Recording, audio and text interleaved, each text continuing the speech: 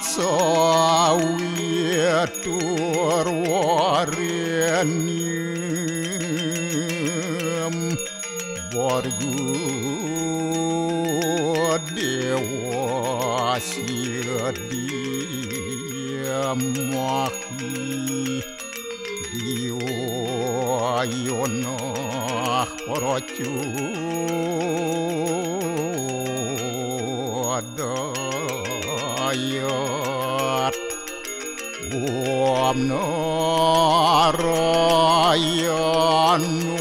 Yawidam Sarum Yad Buatam Yastyabawiyam Neskalang Niranjan Niruya Kalku Nirakyata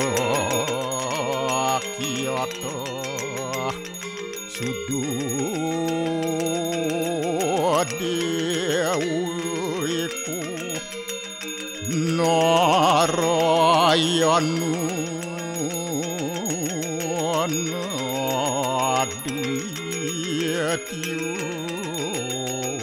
Astiakastit Om Tuam Siwa Tuam Dewa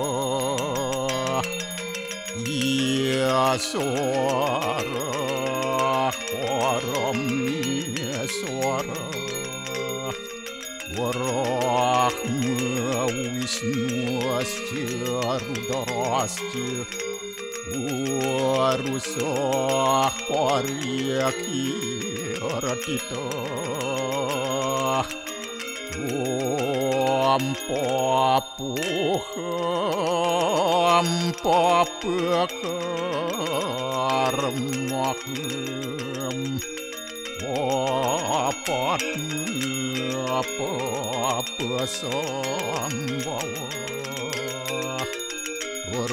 Rahimam Pundarya Kaksir Sabahya Biantara Suci Om Kesama Sama Mahadewa Swaru Paranya kita angkara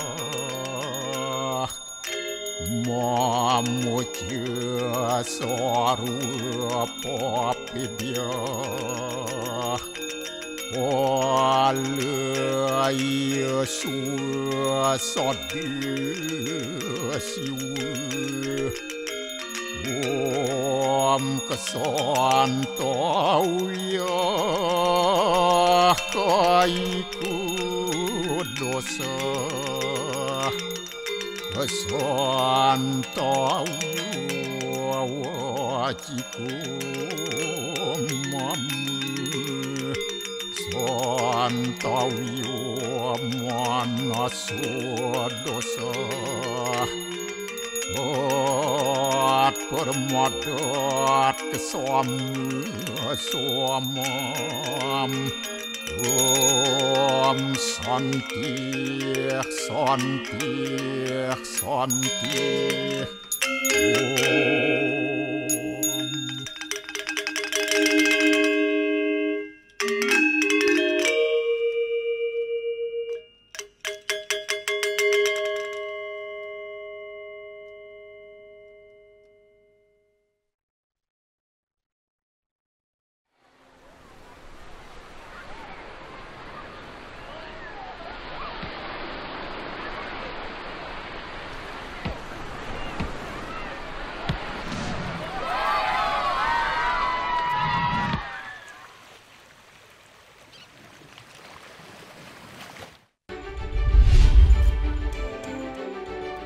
Ucapkan syukur atas panen melimpah, warga desa Sudaji Buleleng menggelar tradisi ngider gita.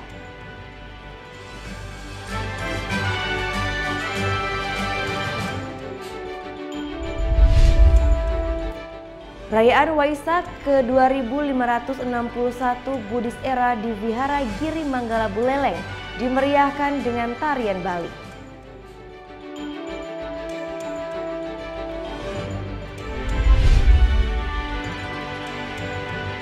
Serunya memainkan pesawat tanpa awak atau drone.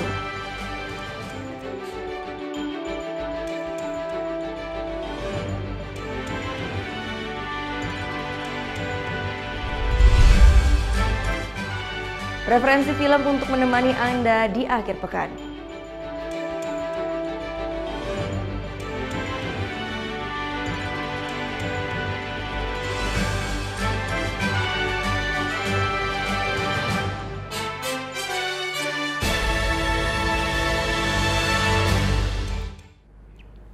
Om Swastiastu.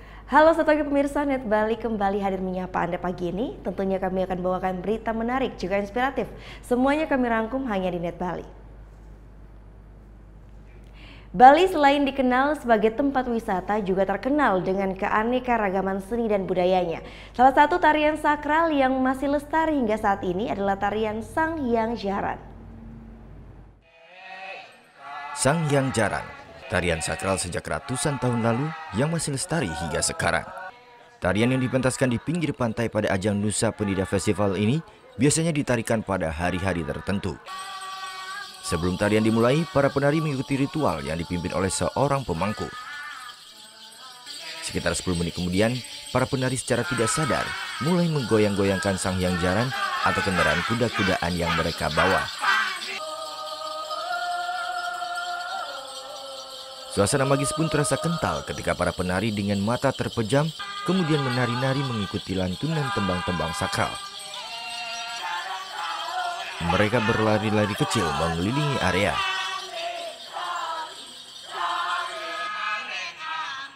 Semakin lama, tarian-tarian dan lantunan tembang-tembang semakin memuncak dan penari kemudian menendang gundukan dan menginjak-injak bara api.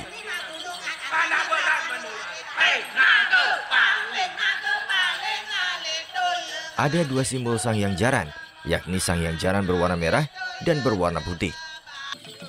Sanghyang Jaran berwarna merah melambangkan laki-laki, sedangkan warna putih melambangkan perempuan. Tidak sembarangan orang yang boleh menarikan tarian ini. Mereka adalah orang-orang pilihan yang mendapat mandat secara niskala.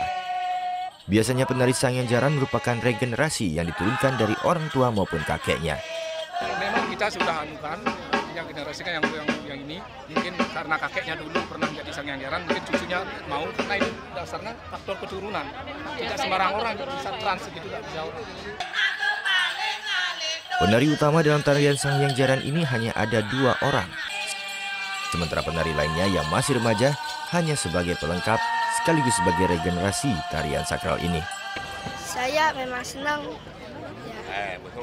Saya memang senang menari jaran. Enggak, saya memang senang. Kakeknya dulu nari juga? Ya. Kakeknya atau bapaknya yang nari? Kakeknya. Kakeknya ya. Pementasan tarian Sanghyang Jaran diyakini bisa menetralisir energi-energi negatif atau sebagai penolak bala.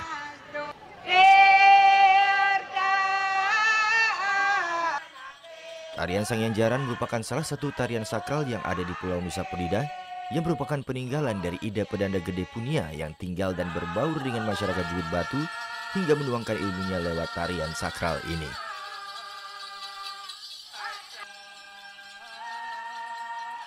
Surya Sanjaya melaporkan untuk NET.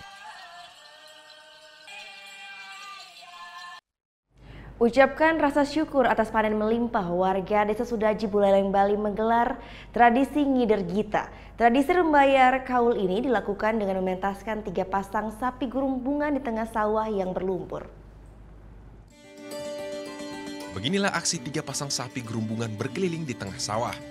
Pementasan sapi ini merupakan salah satu upacara simbol dalam tradisi ngider gita warga Desa Sudaji Buleleng Bali dengan harapan panen yang akan datang kembali melimpah. Tradisi ngider gita adalah tradisi membayar kaul yang diturunkan leluhur sebagai ungkapan rasa syukur atas panen padi yang terus melimpah.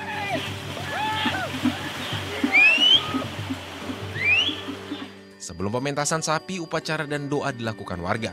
Di saat bersamaan, para wanita memanen padi secara simbolis sambil melantunkan sastra Bali. Usai memanen padi, para leluhur yang disimbolkan dengan kampuh menaiki sapi gerumbungan. Nong Sesangi itu Bayar kaul. oh bayar kaul ya. Ya. Niki yang punya kaul, bapak saya. Oh. Bapak saya yang punya kaul. Kaulnya itu kalau misalnya permohonan saya berhasil gitu ya, di tempat ini saya akan mengupah sapi tetap gerumbungan sampai dengan gitu ya. Usai berkeliling sawah dengan sapi gerumbungan, para tokoh adat berkumpul untuk menikmati makanan secara bersama atau megibung. Dalam kehidupan agraris, warga Sudaji meyakini Tuhan Yang Maha Kuasa dalam manifestasi Betara Sri akan melimpahkan kemakmuran kepada para petani di desa ini. Putu Wijana melaporkan untuk NET. Jelang Hari Raya Waisak, berbagai ritual dan tradisi digelar di berbagai daerah. Liputan selengkapnya akan hadir sesaat lagi hanya di NET Bali.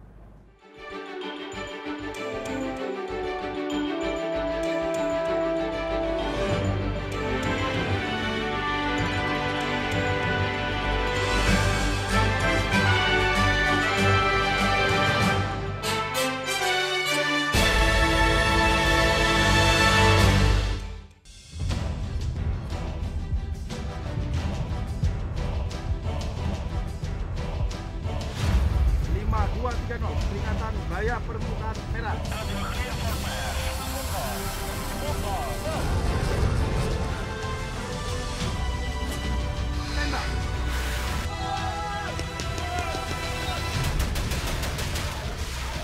Garuda, setiap Sabtu jam 2 siang, hanya di NET.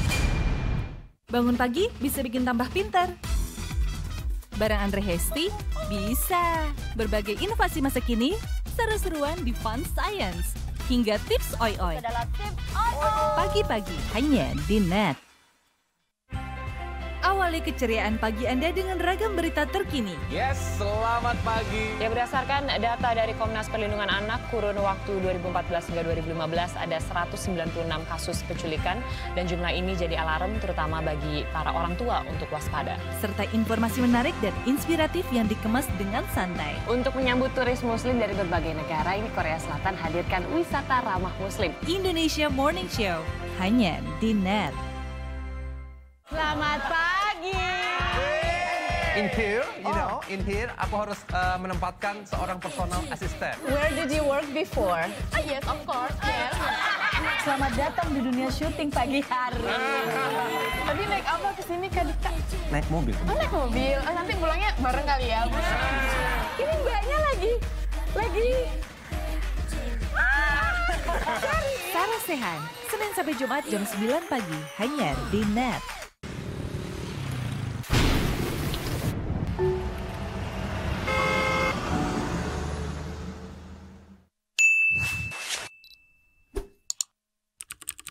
Jalan rusak yang tak kunjung diperbaiki mengganggu aktivitas warga. Saatnya buat perubahan. Upload video masalah yang ada di sekitarmu ke NET CJ. Video-video terpilih akan tayang di NET 10. Be the change demi Indonesia yang lebih baik. Redaksi NET 10 kembali menyiapkan rangkaian informasi penting dan menarik. Di tengah kesibukan beraktivitas pagi, kami merangkum berita harian terkini secara padat serta informatif untuk menambah wawasan Anda. Komunitas sampah Asah di Bandung, Jawa Barat ubah sampah jadi rupiah. Ada yang unik dari Sidrap, Sulawesi Selatan. Di sana ada namanya pateke. Ya, bukan dengan mesin ya, engine pateke ini andalkan tenaga kuda untuk membawa hasil panen. Terima kasih dan selamat beraktivitas. NET 10, hanya di NET.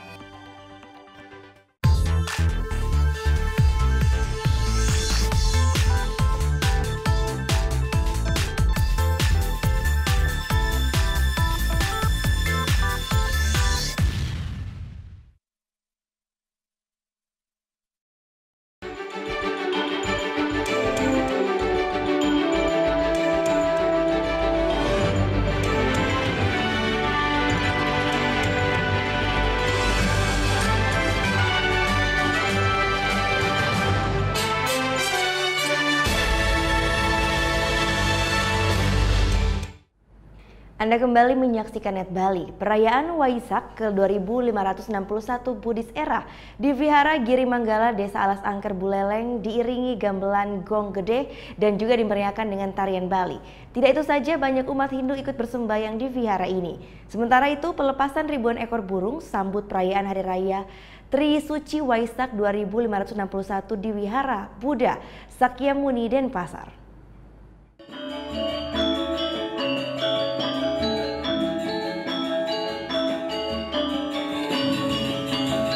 Suasana berbeda sangat terasa ketika memasuki Vihara Giri Manggala di Desa Alas Angker, Buleleng, Bali. Sejak sore hingga petang, suara tetabuhan Bali mengiringi perayaan Waisak ke-2561 Buddhist Era. Merdunya suara tetabuhan Bali ini mengiringi umat Buddha melaksanakan pradaksina sebagai bentuk peringatan hari lahirnya Sang Buddha Gautama. Budaya Bali pun sangat kental terasa di vihara ini lantaran umat melakukan persembahyangan dengan menggunakan pakaian adat Bali. Seluruh persembahannya pun menggunakan gebongan buah layaknya piodalan di Pura Kahyangan 3 di desa. Ya, kami di sini di Wihara Giri Manggala, jadi umat Buddha sangat baik hubungan kami dengan toleransi terhadap umat. Karena kami di desa atau di satu dusun ini ada dua kepercayaan, jadi hubungan kami sangat baik mengenai toleransi. Mungkin kita lihat, kita saksikan sekarang begitu banyaknya umat Hindu berduyun-duyun ikut melakukan puja atau persembahan dengan membawa sesajian sesuai dengan kepercayaan mereka. Jadi ini pun kita lakukan ketika ada suatu momen odalan atau upacara di pura, itu pun kami umat Buddha ikut partisipasi antusias walaupun dari gotong royong sampai melakukan puja. Sementara itu umat Hindu yang datang bersembahyang ke vihara, Luh Ririn mengaku rutin datang ke vihara untuk sembahyang setiap Waisak. Kebiasaan ini dilakukan oleh Luh Ririn sudah sejak lama lantaran perayaan Waisak ini hampir mirip dengan Hari Raya umat Hindu di Bali. Selalu Waisaknya selalu datang. Ya, ya sesuai untuk toleransi. Biasanya yang diaturkan apa aja Mbak yang setiap datang? Ya paling nggak Canas Hari aja. Pajegan. Enggak, untuk Canas Hari aja. Canas Hari. Mbak, harapan sendiri di Waisak ini apa? Di Hari Raya Waisak. Harapannya semoga ini antar umat beragama selalu gini terjaga. Ya. Tema Waisak kali ini cinta kasih penjaga kebinekaan, dengan harapan masyarakat Indonesia yang beragam sukunya ini tetap bersatu dan rukun. Sementara itu, prosesi Abayadana yang bermakna memberikan kebahagiaan kepada semua makhluk hidup mengawali rangkaian Hari Raya Tri Suci Waisak 2561 di Wihara Buddha Sakyamuni, Denpasar. Proses Abayadana ini merupakan simbolis untuk memberikan kebahagiaan bagi seluruh makhluk hidup. Sebelum pelepasan, sekitar ribuan ekor burung biku yang mulia Suci Ranotera mengawali dengan lantunan doa-doa. Usai melantunkan doa, ribuan burung yang akan dilepas kemudian diperciki air suci.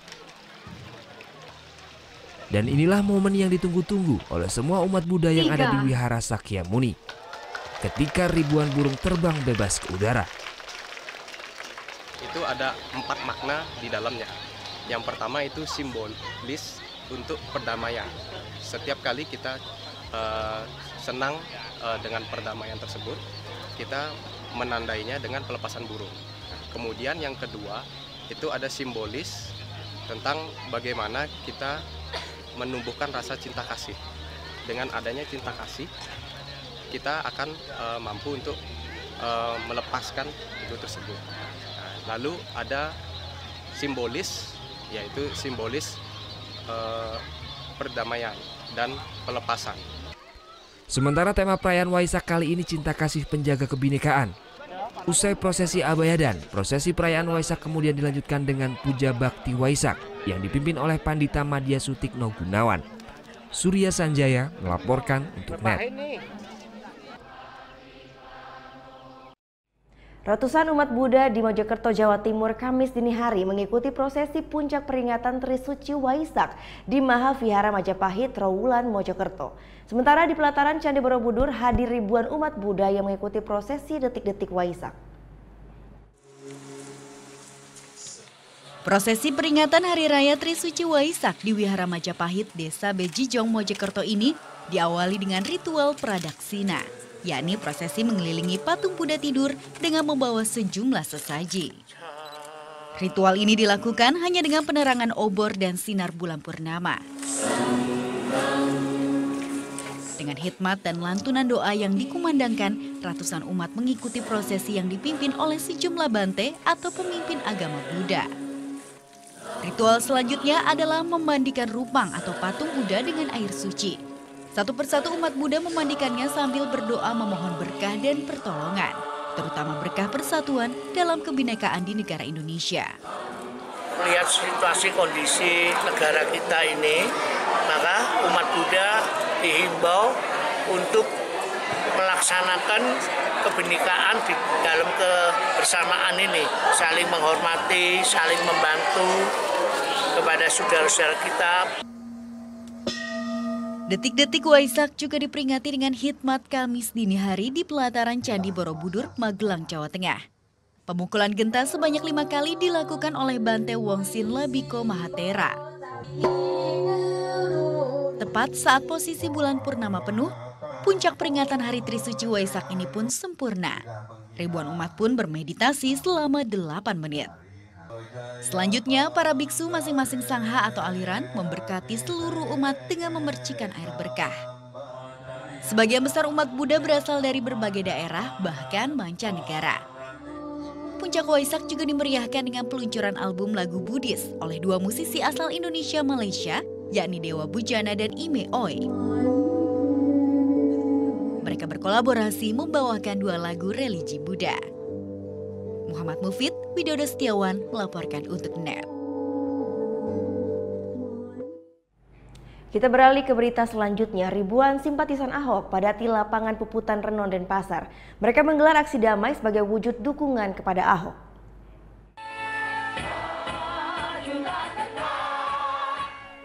Kamis malam, ribuan lilin dari para simpatisan Ahok menerangi area lapangan Puputan Renon Denpasar.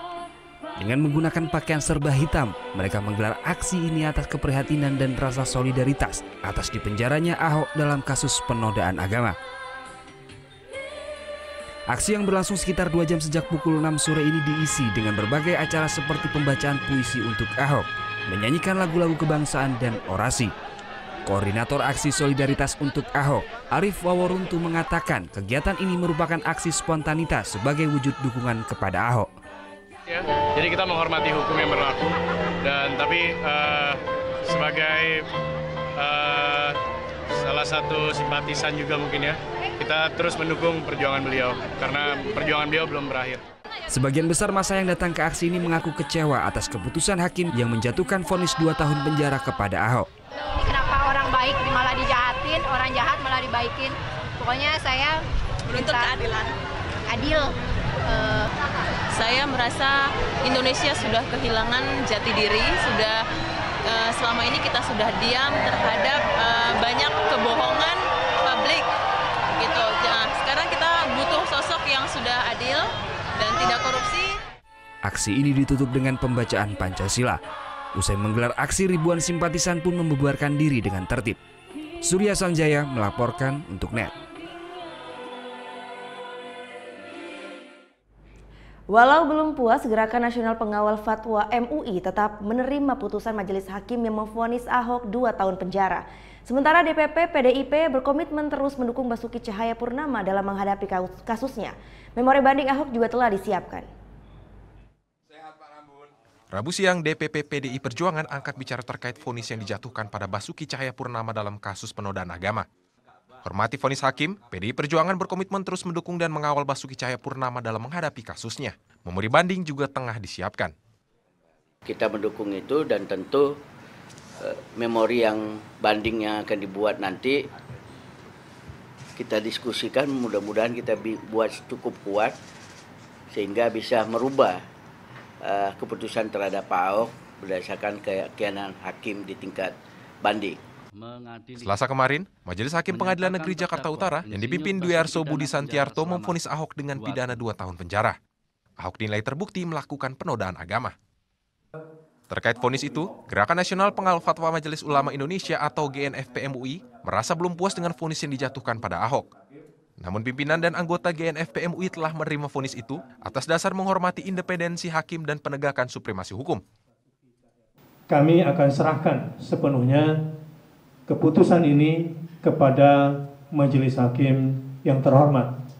Dan selaku Ketua GNPF saya berharap kepada umat Islam khususnya untuk berserah pada takdir dan apapun yang menjadi putusan hakim sehingga itu menjadi yang terbaik buat kita semua.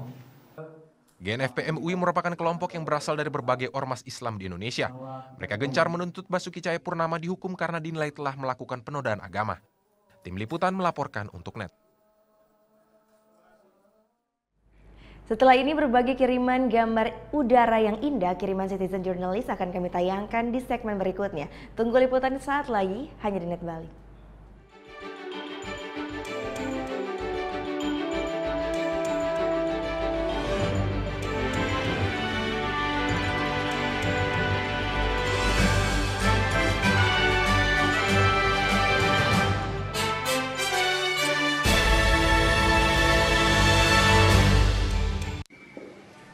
Bagaimana anak-anak? Ada yang tahu? Anime! Gosip Indonesia. Udah. Meresahkan warga Indonesia. Oh, so sweet. Top Chart Music minggu ini. Tayangan sehat adalah tayangan yang menghibur sekaligus memberikan informasi yang berguna dan bermanfaat bagi masyarakat. Get up.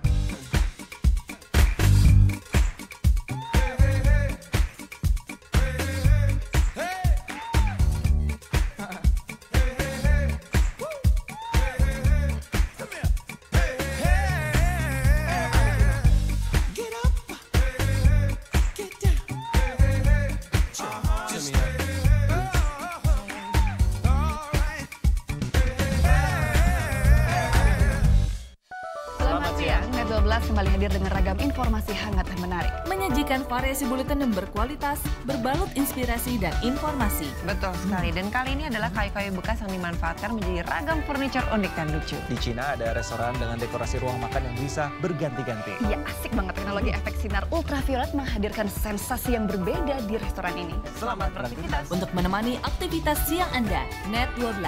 Setiap hari jam 12 siang, hanya di Net.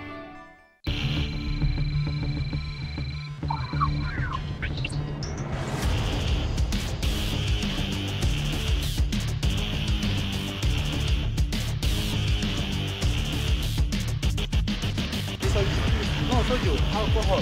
Keberadaan biaya cukai di bandara itu adalah mutlak ada. How many pieces you bring? Coffee. Custom Protection hanya di Net.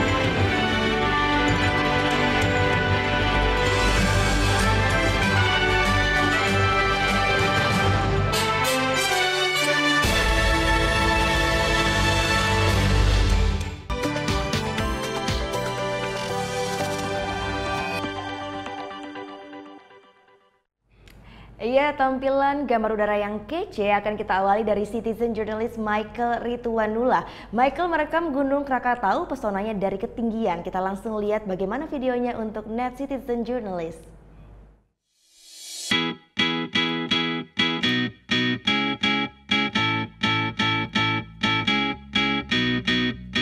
Berdiri kokoh di ujung Jawa.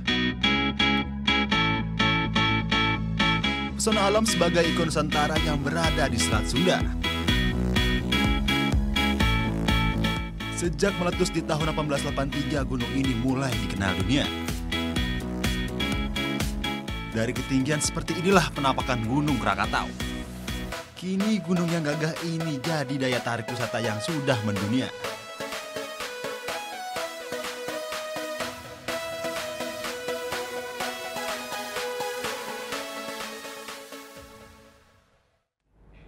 Selanjutnya kita akan langsung melihat keindahan Pulau Jemaja yang ada di Anambas, Kepulauan Riau. Ini dia video drone dari Yuli Seperi.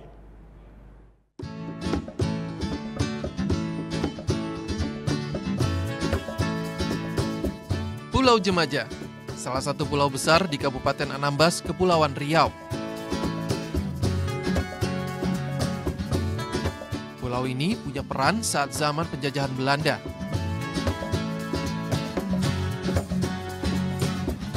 Jemaja jadi penanda kapal dagang VOC dalam perjalanan dari Malaka ke benua Eropa maupun sebaliknya.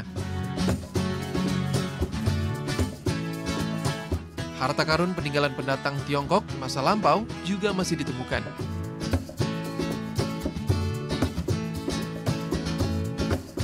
Tapi, selain memiliki sejarah panjang, pesona alamnya yang paling memikat.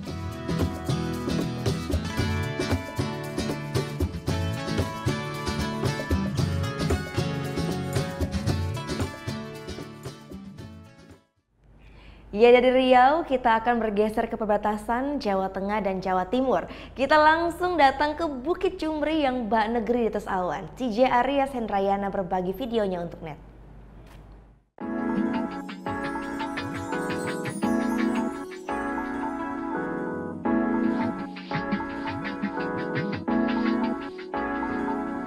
Berada di perbatasan antara Wonogiri, Jawa Tengah dan Ponorogo, Jawa Timur.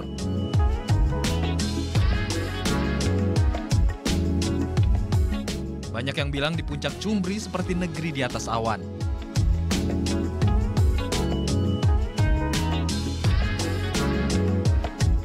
Jika cuaca mendukung, sunrise dan sunset bisa dinikmati di sini.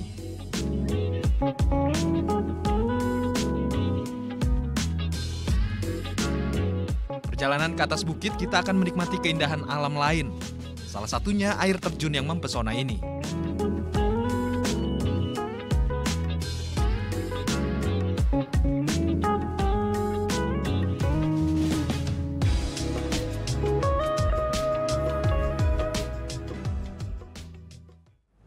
Selain untuk merekam dari ketinggian ya, drone juga punya manfaat lain, salah satunya untuk penyelamatan. Trinovaldi berbagi videonya.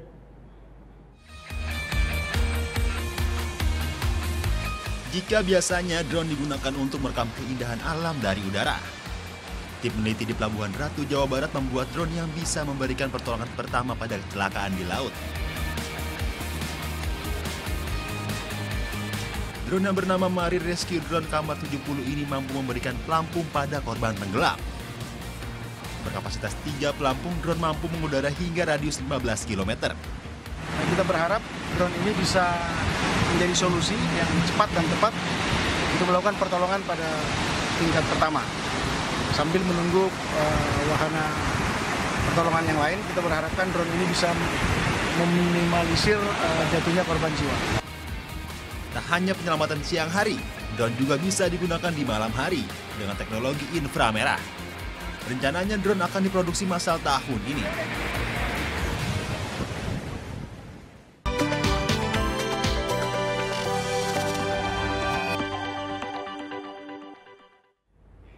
Serunya memainkan pesawat tanpa awak atau drone mulai diminati oleh banyak lapisan masyarakat. Liputan selengkapnya akan hadir sesaat lagi, tetap di Net Bali.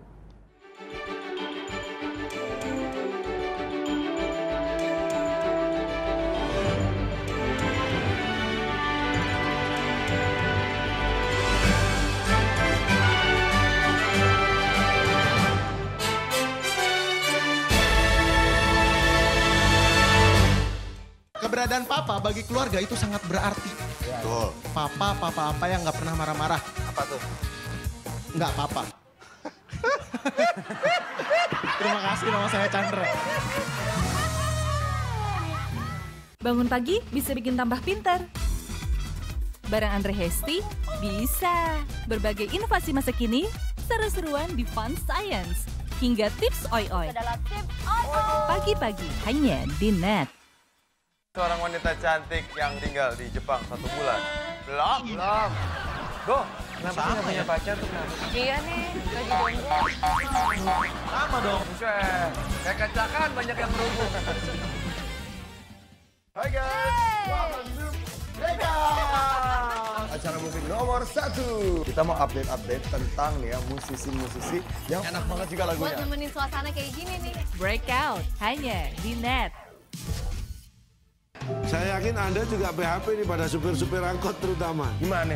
Bang, nanti turun depan ya. Begitu berhenti, set, Anda turunnya samping. Waktu Indonesia bercanda hanya di Net.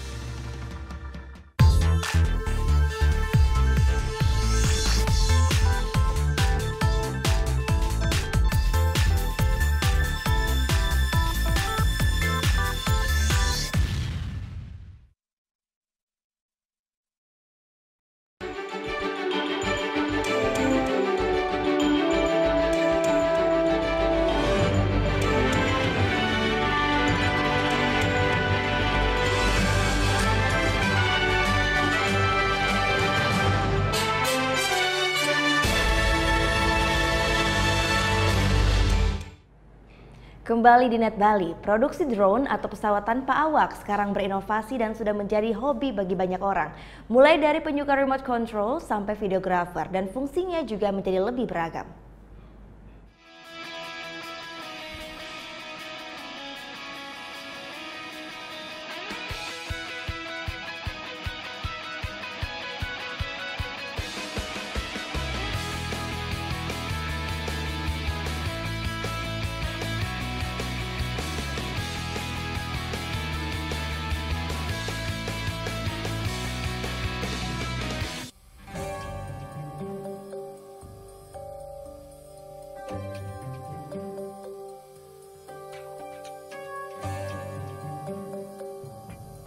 Waduh, ada yang ngikutin Yana tuh.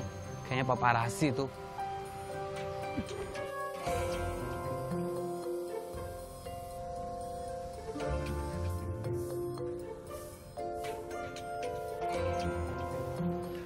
Lo ternyata. Gue bukan paparazzi atau ngikutin lo, tapi gue lagi latihan nerbangin drone gue nih biar nerbanginnya makin kece. Hati-hati nih sekarang kalau mau mainin drone, soalnya pemerintah udah mengeluarkan peraturan terbaru soal drone ini. Udah tahu belum kalau ada peraturannya? Wah, nggak tahu tuh gue. Emang ada ya peraturan kayak gitu? Nah, karena lo nggak tahu, gue juga nggak tahu. Makanya waktunya Yana mau nanya. Gue nanya dulu. Drone atau yang dikenal pesawat tanpa awak ini lagi tren berat. Tapi tahu nggak, drone atau unmanned aerial vehicle ditemuin tahun 1916 di Inggris. Fungsinya untuk kebutuhan militer. Sekarang nih makin berkembang. Kalau dulu buat keperluan perang, sekarang tersedia untuk bersenang-senang alias hobi. Salah satunya yang model kayak gini nih, ada kameranya. Gerakinnya pakai radio control. Alhasil gambar ciamik dari atas udara bisa disaksikan. Penggunaannya beragam juga, mulai dari hobi, keperluan televisi, pemetaan hingga pemantau proses evakuasi. Karena kecanggihannya nih, gak heran banyak yang tertarik. Salah satunya teman Yana yang seprofesi ini nih.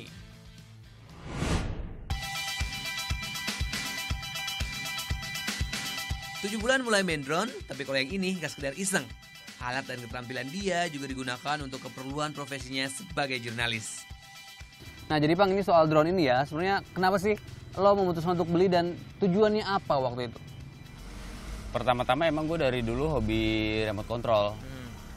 Gue dari kecil hobi remote control, cuman kelasnya beda-beda ya. Mulai dari remote control yang mainan, hingga gue memiliki DJI ini.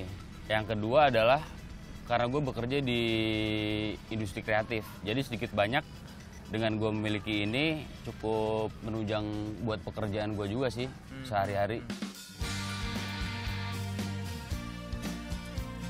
Kalau urusan perawatan, ya susah-susah gampang. Sebenarnya kalau untuk perawatan hari-hari tidak ada perawatan khusus untuk drone ini.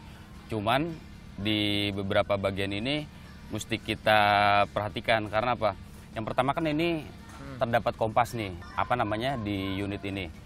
Jadi nggak boleh nih kita deket-deket dengan gelombang yang memiliki elektromagnetik tinggi karena bisa membuat error kompas itu. Terus biasanya juga kita jaga gimbalnya ini. Jadi gimbal ini kan cukup penting sekali di drone ini. Jadi biasanya kalau lagi kita nggak pakai atau lagi dalam perjalanan, biasanya ini kita kasih semacam pengaman gitu supaya gimbal ini tetap stabil ketika digunakan.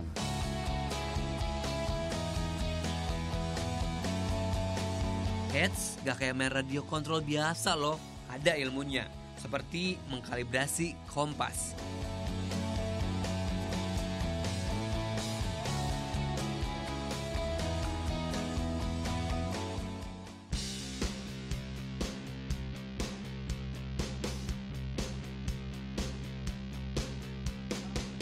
Berkembangnya drone ini bisa juga dilihat dari munculnya komunitas, seperti komunitas DJI Phantom Indonesia. Didirikan sejak awal tahun lalu, kini anggotanya sudah mencapai lebih dari 20 orang. Anggotanya berasal dari berbagai kalangan. Mengudara bersama jadi anggota wajib, gengs.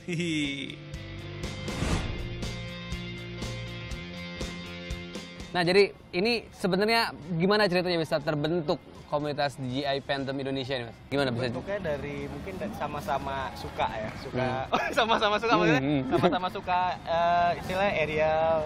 Dan dari rata-rata sih kebanyakan backgroundnya ada yang memang dari remote control suka atau dari basicnya dia videografi atau fotografi. Ya kita kalau ngumpul biasanya share ilmu terbang, ya share teknik, skill, share pengalaman terbang. Jadi misalnya ada yang accident atau yang gimana, jadi mereka saling mengingatkan untuk terbang aman gitu.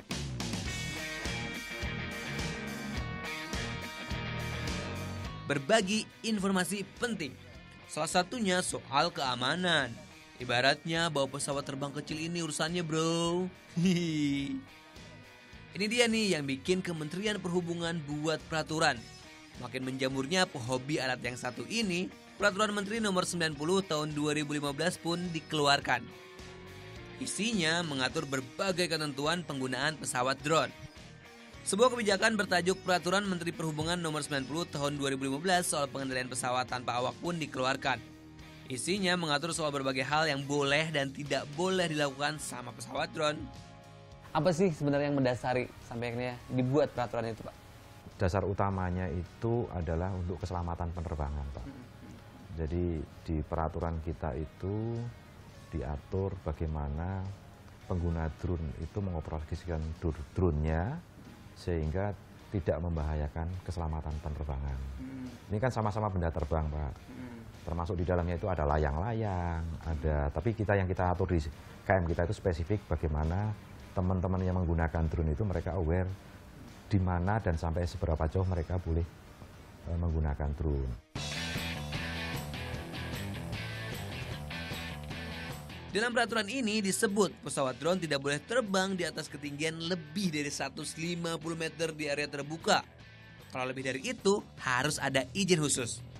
Selain itu, drone juga dilarang terbang di kawasan udara terlarang seperti Istana Negara atau kilang minyak. Kawasan udara terbatas seperti area latihan militer atau area latihan penerbangan. Dan kawasan keselamatan operasi penerbangan seperti bandara. Kalau melanggar nih, sanksinya maksimal 1 miliar rupiah dan 3 tahun penjara. Biar lebih aman, peraturan ini akan disempurnakan. Salah satunya tambahan pilot drone harus memiliki sertifikat, khusus ukuran besar. Tapi syarat seperti apa, Pak, yang harus disertifikasi sebenarnya, Pak, pilot-pilotnya, Pak? Yaitu yang saya sampaikan tadi adalah pilot-pilot yang menerbangkan drone, di mana dia akan bercampur dengan penerbangan sipil yang lain. Kalau dia terbangnya hanya 100 feet, kecil-kecil gitu ya nggak perlu, Pak. Atau drone misalnya hanya digunakan untuk main-main atau untuk uji terbang yang di situ-situ aja tidak mengganggu penerbangan sipil, ya kita tidak melakukan sertifikasi. Intinya drone bisa tetap berfungsi, tapi nggak gengges yang bisa berakibat fatal. Ya nggak? Demi keamanan tidak ada pihak yang dirugikan. Hehe. Nah, serba-serbi soal drone udah beres.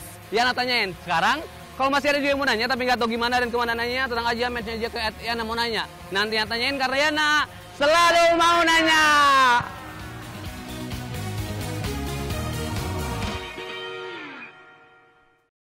Setelah ini akan kami sajikan Sinema Weekend untuk referensi film Anda berakhir pekan. Tetap di Net Bali.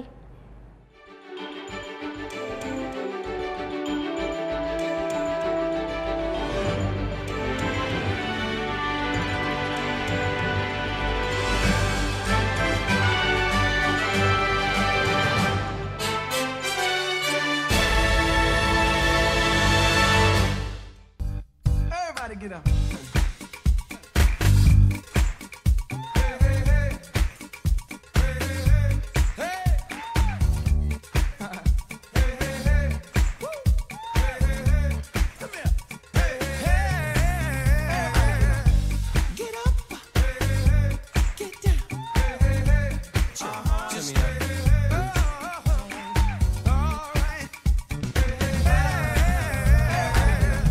Seorang wanita cantik yang tinggal di Jepang 1 bulan. Belum. Go, kenapa sih nggak punya pacar tuh kenapa? Iya nih, lagi jomblo. Sama dong. Buset, kayak kacakan banyak yang berhubung. Bangun pagi bisa bikin tambah pintar. Bareng Andre Hesti bisa. Berbagai inovasi masa kini, seru-seruan di Fun Science. Hingga tips oi-oi. Pagi-pagi hanya di Net. Hai guys, welcome to Mega acara musik nomor 1. Kita mau update tentang nih ya musisi-musisi yang enak banget juga lagunya. Buat nemenin suasana kayak gini nih. Breakout hanya di Net. Saya yakin Anda juga PHP nih pada supir-supir angkot terutama. Gimana? Bang, nanti turun depan ya. Begitu berhenti, set, Anda turunnya samping. Waktu Indonesia bercanda hanya di Net.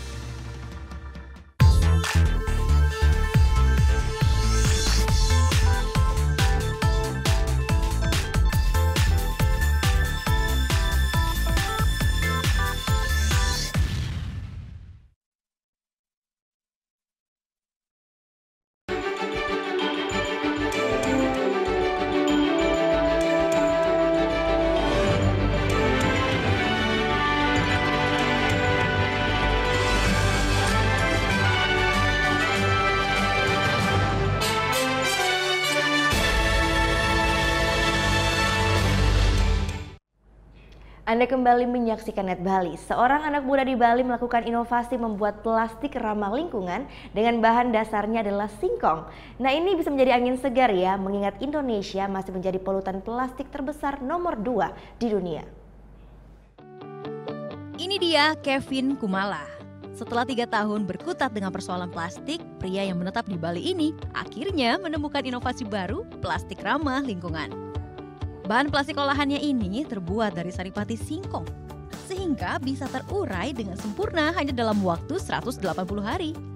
Bahkan Kevin pastikan uraian plastik buatannya ini juga aman jika dikonsumsi.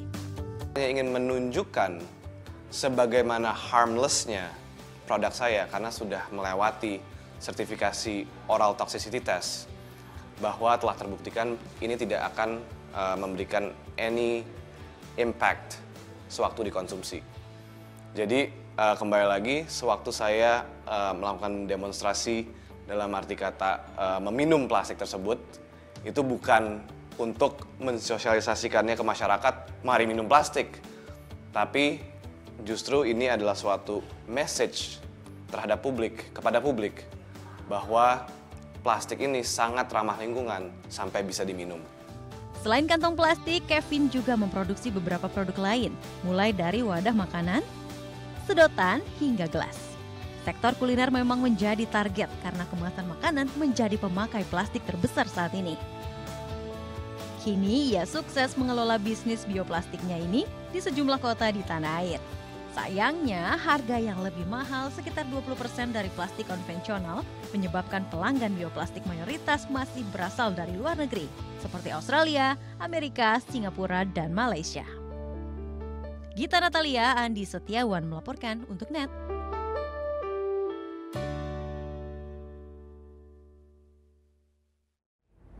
Ya, kita beralih ke informasi selanjutnya. Ajang MTV Movie and TV Awards baru saja digelar. Sederet aktor dan aktris ramai hadir di ajang ini ya.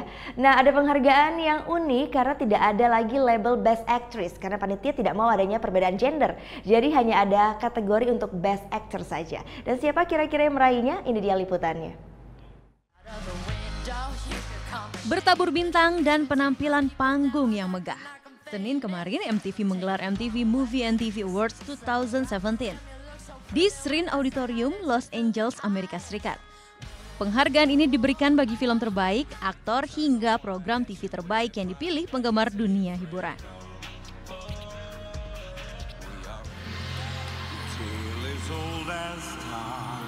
Acara dibuka dengan penampilan host kocak Adam Devine yang mengenakan pakaian The Beach. Ia menyanyi sambil berakting seperti dalam film Beauty and the Beast. Ada yang berbeda dari ajang penghargaan tahun ini. Tidak ada kategori Best Actress, hanya ada satu kategori Best Actor. Mereka beralasan tak ada perbedaan gender dalam penghargaan kali ini. I am honored to give this golden popcorn trophy to one of these talented nominees. Tak lama, aktris Asia Cat Dillon langsung mengumumkan pemenang kategori Best Actor in a Movie yang diraih Emma Watson. The first acting award in history, and the winner is. Kategori berikutnya Best Actor in a Show berhasil diraih oleh Millie Bobby Brown dalam serial Stranger Things.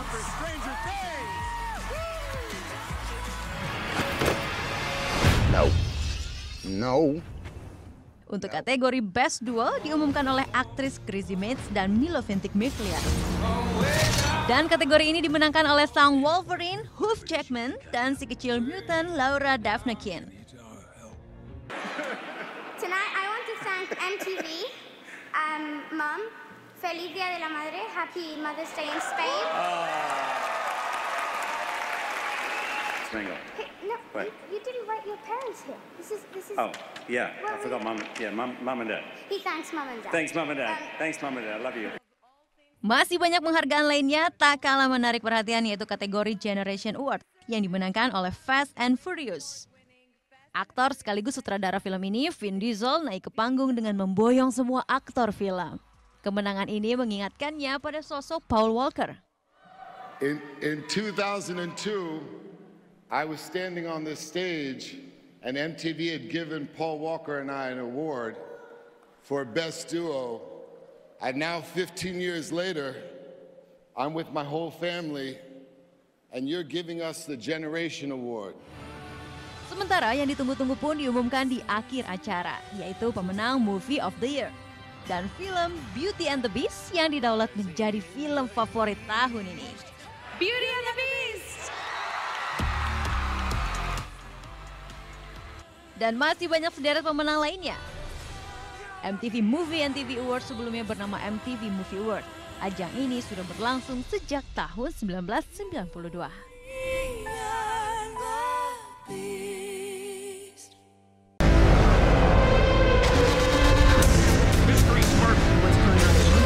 I want to stay. Might as well have fun while we can. Wait, in love with summer. I want to fight them.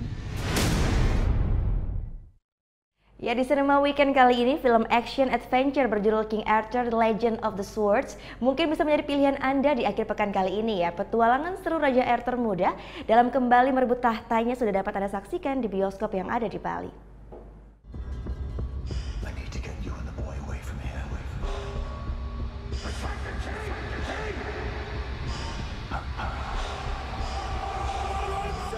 Why is the water dropped?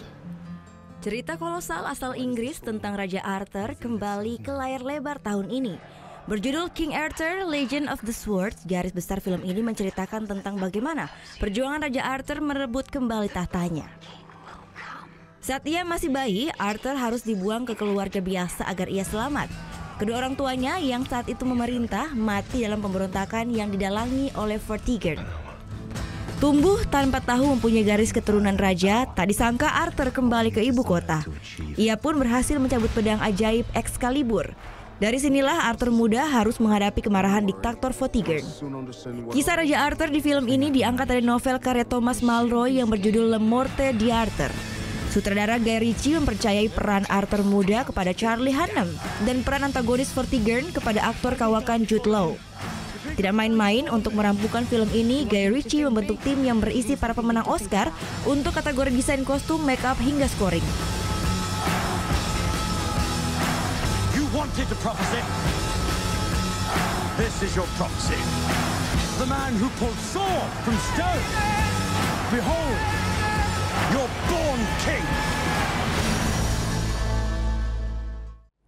Ada yang menarik dalam film King Arthur The Legend of Swords ini. David Beckham ternyata tampil dalam satu adegan, namun sayang penampilan tersebut menuai tanggapan negatif.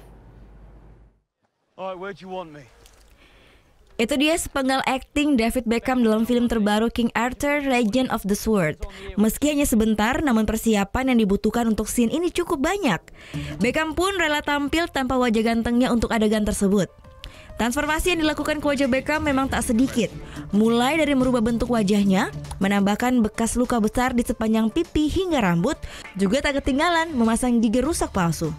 Walau sudah dengan usaha yang keras, namun sayang masih saja akting dari mantan pesepak bola ini mendapat tanggapan negatif dari para fans. Tak sedikit yang merasa kecewa dengan kemampuan akting Beckham memerankan tokoh Trigger, seorang prajurit istana penjaga pedang Excalibur. Sutradara Guy Ritchie memang tak pernah patah semangat mengajak Beckham berperan dalam film-filmnya. Sebelumnya pun Beckham sempat tampil sebagai cameo dalam film garapan Ritchie berjudul The Man from UNCLA. Ya, informasi untuk referensi film Anda akhir pekan mengakhiri Net Bali untuk hari ini. Kini Anda pun dapat mengakses NetZ, portal berita referensi Anda di www.netz.id dan saksikan kembali ya. Tayangan hari ini hanya di www.youtube.com/netbali. Dan jangan lupa langsung di subscribe juga. Saya Gita Natalia, terima kasih sudah menyaksikan dan selamat berakhir pekan. Om Santi Santi Santi Om.